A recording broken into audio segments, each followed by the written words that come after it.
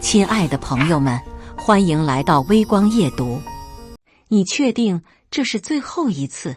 老陈在电话里问道，声音里带着一丝无奈。最后一次。陆之行放下手中的代码，看了看手表，地址发给我吧。这次的女孩很不错，硕士学历，在设计公司工作，长得也漂亮。老陈的语气里透着一种职业媒人的自信。不过你可别再穿那身程序员装了，人家女孩子都是要面子的。陆之行轻笑一声，没有回答。他不知道的是，3天后，当那扇办公室的门被推开时，所有的面子都将变成另一种模样。接下来开始我们本期故事，记得点击订阅并开启小铃铛。周六下午2点，陆之行准时到达了南京路上的那家咖啡厅。他穿着一件普通的白色 polo 衫、牛仔裤，脚上是双洗的发白的帆布鞋，选了个靠窗的位置坐下，点了杯美式咖啡，然后拿出手机继续看代码。苏婉清推门进来的时候已经是2点10分了。她穿着一身米色的连衣裙，脚踩细高跟鞋，挎着个小箱的包，妆容精致，长发披肩，扫视了一圈咖啡厅，视线最终停在了陆之行身上。他的眉头几乎是不自觉地皱了皱。你好，我是苏婉清。他走过去，声音里带着一种礼貌的距离感。陆之行抬起头，放下手机。陆之行。苏婉清坐下来，打量着对面的男人，30岁左右，样貌端正，但整个人给人一种过于朴素的感觉。他见过太多这样的技术男了，在他看来，这类人往往缺乏生活品味，也缺乏上进心。不好意思，来晚了，路上有点堵车。他说着，心里却在想着该怎么体面地结束这场相亲。没关系，陆之行的声音很平静。想喝什么？卡布奇诺就好。陆之行招手叫来服务员，点了杯卡布奇诺，然后两人就这样坐着，气氛有些微妙的尴尬。听老陈说，你是做技术的？苏婉清主动开口，试图找个话题。对，程序员。陆之行回答得很简洁。哪个公司？一家科技公司。苏婉清等了一会儿，发现他没有继续说下去的意思。在他的认知里，正常的相亲不应该是这样的，男人应该主动介绍自己，展示自己的优势，至少要让他觉得有继续了解的价值。公司规模怎么样？他继续问。还行，几百人吧。那你的薪资待遇？苏婉清犹豫了一下，还是问出了口。在他看来，这是相亲中很重要的一个环节。陆之行看着他，轻声说道，月薪差不多1万吧，工作还算稳定。苏婉清的嘴角轻轻抽了一下，1万块钱的月薪，在上海这样的城市，算不上什么高收入，他自己的工资都比这个高。那你打算几年买房？他问道，语气里已经带着一丝不耐烦。还没考虑过。陆之行回答得很老实。苏婉清端起咖啡喝了一口，心里已经打定主意要结束这场相亲了。一个30岁的男人，月薪1万，连买房都没有规划，这样的人怎么能给他想要的生活？你平时有什么爱好？他象征性地问了最后一个问题。写代码、看书、旅游呢？很少。苏婉清觉得自己已经仁至义尽了。他看了看手表，不好意思，我突然想起来还有个朋友要见面，今天就先这样吧。陆之行点了点头。好的，那我先走了。苏婉清站起身，拿起包就要离开。慢走。陆之行依然坐在那里，没有起身相送的意思。苏婉清走出咖啡厅，深深地吸了口气。她拿出手机，打开微信朋友圈，发了条状态：月薪1万也敢相亲，真是娱乐大众。配了个白眼的表情。很快就有朋友在下面点赞评论，哈哈哈，这男的是不是对自己有什么误解？姐妹，你也是够倒霉的，现在的男人都这么不自知吗？苏婉清看着这些评论，嘴角浮现出一丝冷笑，她为自己的机智感到满意，至少没有在这个明显不合适的人身上浪费太多时间。与此同时，咖啡厅里的陆之行依然坐在那里，慢慢地喝着他的美式咖啡。他没有看手机，也没有在意苏婉清的匆忙离开。在他看来，这样的结果其实是最好的。两个人不合适，早点发现总比后来发现要好。他想起了刚才苏婉清眼中的失望和不屑，那种眼神他见过太多次了。在很多人看来，一个程序员就应该是这样的，收入平平，没有情趣，缺乏上进心。但这些判断都是建立在表面观察的基础上的。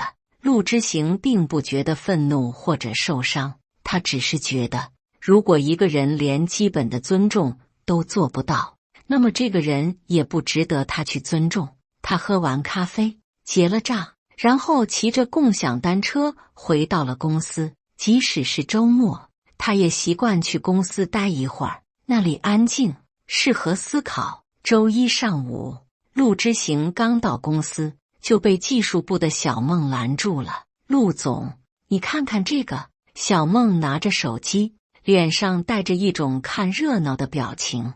陆之行接过手机，看到的是一个微信截图，正是苏婉清发的那条朋友圈，下面还有一长串评论。这女的说的是你吧？小孟压低声音问道。陆之行看了看，然后把手机还给了小孟。可能是吧，你不生气？小孟有些意外，他说的也没错。陆之行的语气很平静。我的月薪确实是1万。小孟愣了一下，然后反应过来，哦，对，你说的是底薪。陆之行笑了笑，没有解释。在公司里，他的确拿着1万块钱的底薪，至于其他的收入，那是另一回事。不过这女的也太势利了吧。小孟有些愤愤不平，就这样的人还想找什么样的？每个人都有自己的标准。陆之行说着，走向了自己的办公室。他没有告诉小孟，自己对苏婉清的反应一点也不意外。在他的人生经历中，遇到过太多这样的人了。他们用收入、地位、外表来判断一个人的价值，却从来不会去了解一个人的内在。这样的人，即使他说出自己的真实身份，也不会改变什么，因为他们的价值观从根本上就是错误的。下午，陆之行在办公室里处理一些技术架构的问题。作为公司的联合创始人和 CTO， 他需要对公司的技术方向负责。这家公司在外界看来只是一家科技公司，但实际上它是这个行业里为数不多的独角兽企业之一。他的手机响了，是投资人沈总打来的。之行，下个月的那个项目怎么样了？沈总的声音里带着一种生意人特有的精明。进展很顺利，预计可以提前完成。陆之行回答道。好好好，你办事我放心。对了，我听说你最近在相亲。陆之行愣了一下，你怎么知道？老陈是我朋友，他跟我说的。怎么样，有合适的吗？没有。陆之行简短的回答。不着急，慢慢来。不过我觉得你可以稍微包装一下自己。现在的女孩子都比较现实，你这样太低调了。我觉得这样就好。陆之行的语气很坚定。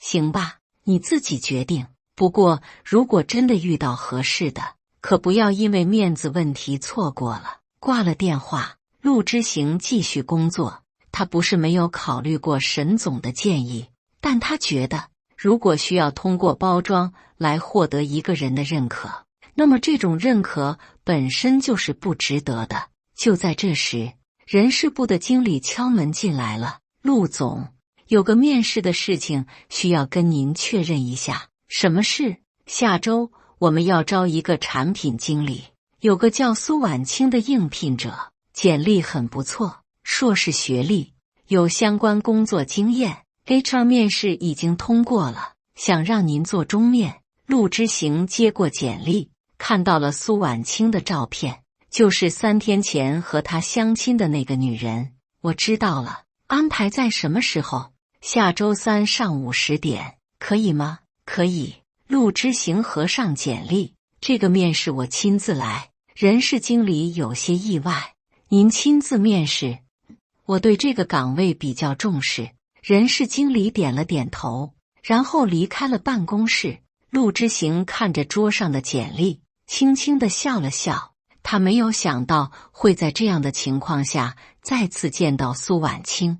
他可以选择避开这次面试，也可以选择让 HR 直接拒绝他，但他没有这样做。他想看看，当苏婉清知道真相的时候，会是什么反应。苏婉清这几天的心情很不错，她在一家设计公司工作，但一直想换到科技公司去做产品设计。前几天她投了一家叫做智方科技的公司，没想到很快就通过了 HR 面试，约她下周3去做中面。听说这家公司的 CTO 会亲自面试产品岗位，她的朋友小雪说道，说明他们对这个职位很重视，是吗？苏婉清有些兴奋，那我得好好准备一下。对了，你上次说的那个相亲对象后来怎么样了？苏婉清撇了撇嘴，别提了，月薪1万的程序员还好意思出来相亲，哈哈哈。现在这种人还真不少，不过你也别太挑剔了，年纪不小了，我宁愿单身也不要将就。苏婉清很坚决地说道。她花了整个周末的时间准备面试，查阅了智方科技的资料，了解了公司的产品线，还准备了一些产品设计的案例。她对这次面试很有信心。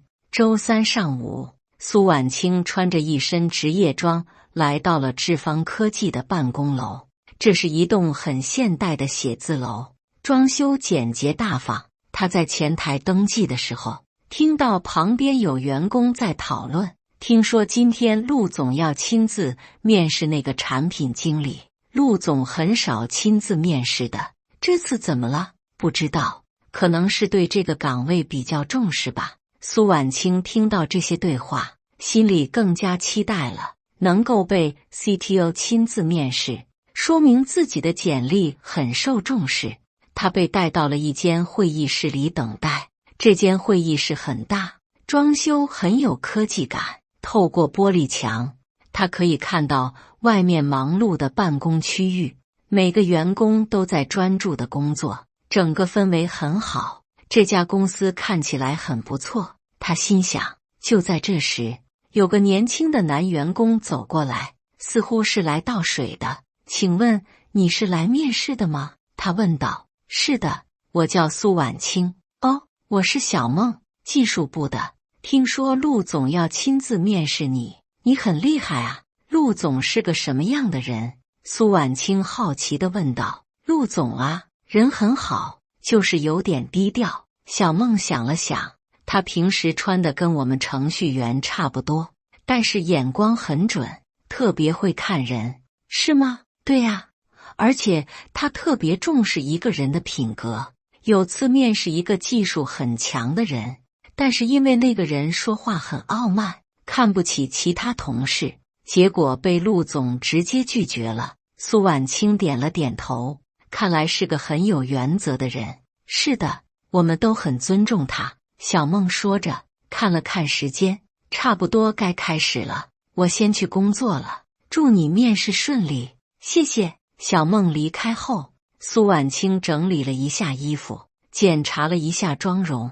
她对这次面试很有信心，学历、能力、经验，她都不输给任何人。时间快到10点了，苏婉清深深地吸了口气，准备迎接这个重要的面试。10点整，有人来敲会议室的门。苏小姐，可以开始面试了。苏婉清站起身，跟着这个人走向了面试的办公室。她的心情有些紧张，但更多的是期待。就是这里，那个人指着一扇门说道。苏婉清整理了一下头发，然后敲了敲门，请进。里面传来一个声音，听起来有些熟悉。苏婉清推开门，走了进去，然后她看到了坐在办公桌后面的那个人，他的脸色一下子变得苍白。坐在那里的正是3天前和他相亲的陆之行。他穿着一件简单的白色衬衫，坐在一张很大的办公桌后面，桌上放着他的简历。你，苏婉清的声音有些颤抖。陆之行抬起头看着他，表情很平静。坐吧，我们开始面试。苏婉清感觉自己的腿有些发软，她不敢相信眼前的情况。那个被她看不起的月薪1万的程序员，居然是这家公司的 CTO。她机械地坐下来，脑子里一片混乱。苏小姐，你好，我是陆之行。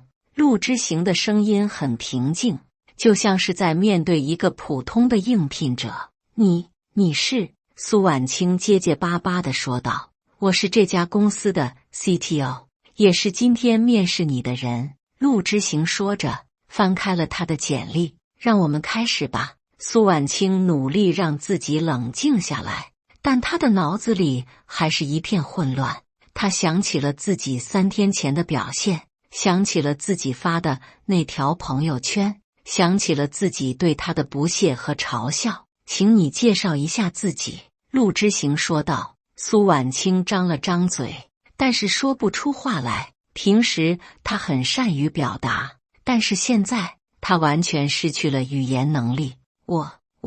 他努力的想要说些什么，但是声音很小，而且结结巴巴。陆之行静静地看着他，没有催促，也没有表现出任何不耐烦。他就这样等着他恢复正常。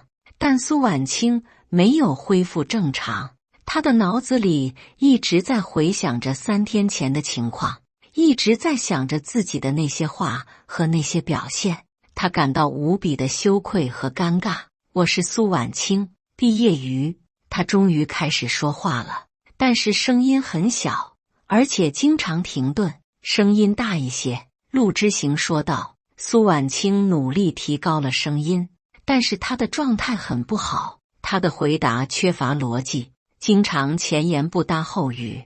你为什么想要换工作？陆之行问道。因为我觉得……苏婉清的回答很乱，他自己都不知道在说什么。陆之行继续问了几个问题，但苏婉清的回答都很糟糕，他完全失去了平时的自信和能力。你对我们公司有什么了解？陆之行问道。我知道。苏婉清想要回答，但是他发现自己准备的那些资料现在都想不起来了。面试进行了大约20分钟，但对苏婉清来说，这20分钟就像是20年一样漫长。他从来没有经历过这样糟糕的面试。好的，面试结束了。陆之行合上了他的简历。下周 HR 会通知你结果。苏婉清站起身，腿还是有些发软。他想要说些什么，但是又不知道该说什么。他开口道。慢走。陆之行说道，然后低头开始看其他的文件。苏婉清走出了办公室，感觉自己就像是做了一场噩梦。他机械地走出了公司大楼，在楼下的花园里找了张长椅坐下。他拿出手机，想要删除那条朋友圈，但是已经太晚了。他想要给陆之行发条消息，但是不知道该说什么。就在这时，他的手机响了，是 HR 发来的短信。苏小姐，感谢您参加我们公司的面试，很遗憾地通知您，您本轮面试未能通过，感谢您对我们公司的关注，祝您工作顺利。看到这条短信，苏婉清感觉自己的心彻底沉了下去。她不是为了没有得到这份工作而难过，而是为了自己的行为而羞愧。她想起了3天前自己在咖啡厅里的表现，想起了自己发的那条朋友圈，想起了自己对陆之行的不屑和嘲笑。现在她才知道，自己嘲笑的是一个多么优秀的人。她试图加陆之行的微信，但是发现自己已经被删除了。她想要打电话给他，但是不知道他的电话号码。苏婉清坐在那张长椅上，感觉自己从来没有这样狼狈过。他是个骄傲的人，从小到大都是别人眼中的优等生，但是现在他感到了前所未有的羞愧。陆之行回到办公室后，继续处理他的工作。对于刚才的面试，他并没有太多的感触，在他看来，这只是一个必然的结果。小梦敲门进来，陆总，刚才那个面试怎么样？不合适。陆之行简短的回答，是能力不行吗？我看他的简历很不错啊，能力还可以，但是不适合我们团队。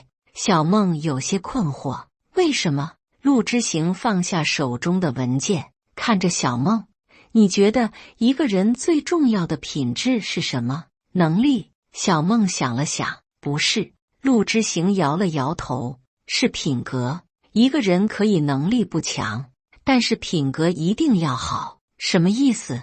一个人面对比自己弱的人时的态度，才是这个人真正的品格。陆之行说道，如果一个人会因为别人的收入、地位而轻视别人，那么这个人的品格就有问题。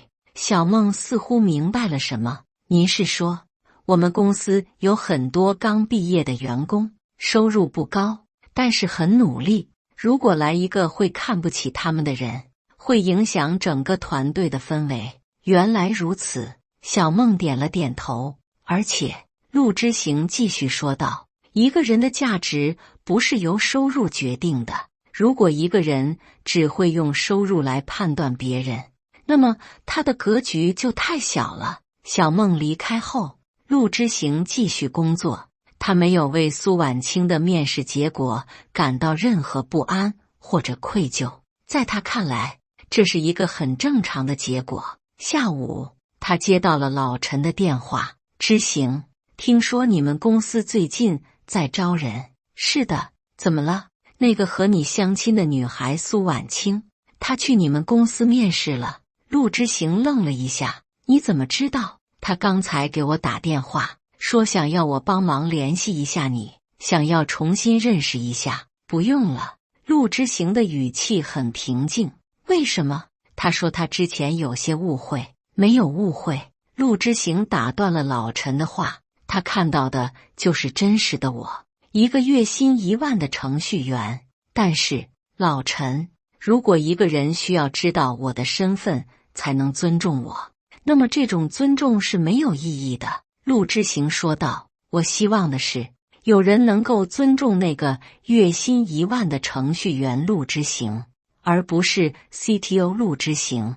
老陈在电话那头沉默了一会儿，然后说道，我明白了，以后不要再安排相亲了。好的。挂了电话，陆之行看着窗外的风景，他不后悔自己的选择。在他看来，一个人的品格比什么都重要。如果苏婉清真的是一个好的人，他不会因为他的收入而看不起他。他想起了刚才面试时苏婉清的表现，他的慌乱、羞愧、不知所措，这些都说明他知道自己错了。但是，知道错了和改正错误是两回事。更重要的是，陆之行不相信一个人的品格会因为一次打击而改变。苏婉清的表现只是因为他发现了自己的错误判断，而不是因为他认识到了自己的品格问题。如果有一天他遇到了另一个月薪1万的程序员，他还是会有同样的反应。这就是问题所在。与此同时，苏婉清还坐在公司楼下的长椅上，她一直在想着刚才的面试，想着自己的表现，想着陆之行的反应。她终于明白了，陆之行为什么在面试中表现得那么平静。他没有故意羞辱他，也没有故意报复他，他只是在进行一个正常的面试，而他自己的愧疚和羞愧毁了这次面试。他想起了3天前在咖啡厅里的情况，陆之行没有撒谎，他的月薪确实是1万，但是他用这个来判断他的价值，这本身就是错误的。他想起了自己发的那条朋友圈，想起了朋友们的评论，想起了自己当时的得意。现在想来，自己当时的行为是多么的浅薄和可笑。苏婉清拿出手机，删除了那条朋友圈，但她知道这已经没有意义了，伤害已经造成了，而且是无法挽回的。她想要给陆之行发条消息，想要解释，想要道歉，但是他发现自己已经被删除了。他想要通过老陈联系他，但是他又觉得这样做太厚脸皮了。最终，他站起身，慢慢地走向了地铁站。他知道自己错过了一个很好的人，也错过了一个很好的机会，但是这都是他自己造成的，没有人可以责怪。回到家后，苏婉清一直在想着今天的经历，她开始反思自己的价值观，反思自己的行为。她意识到自己一直以来都在用错误的标准来判断别人。她想起了陆之行在面试中的表现，他没有因为他之前的行为而报复他，也没有因为自己的身份而傲慢，他只是在进行一个正常的面试，给他一个公平的机会。但是他自己搞砸了这个机会。更重要的是，他开始意识到自己一直以来的择偶标准可能是错误的。他一直在寻找一个有钱有地位的男人，但是他忽略了品格的重要性。陆之行就是一个品格很好的人，即使被他嘲笑和轻视，他也没有恶意报复；即使拥有很高的地位和收入，他也保持着低调和谦逊。这样的人才是真正值得尊重的。但是现在一切都晚了。几天后，苏婉清从朋友那里听说了一些关于智方科技的消息。你知道吗？智方科技是这个行业的独角兽企业，估值好几十亿呢。小雪说道。是吗？苏婉清的声音有些沙哑。对呀，而且听说他们的 CTO 还是公司的联合创始人，身价过亿。苏婉清感觉自己的心又沉了一些。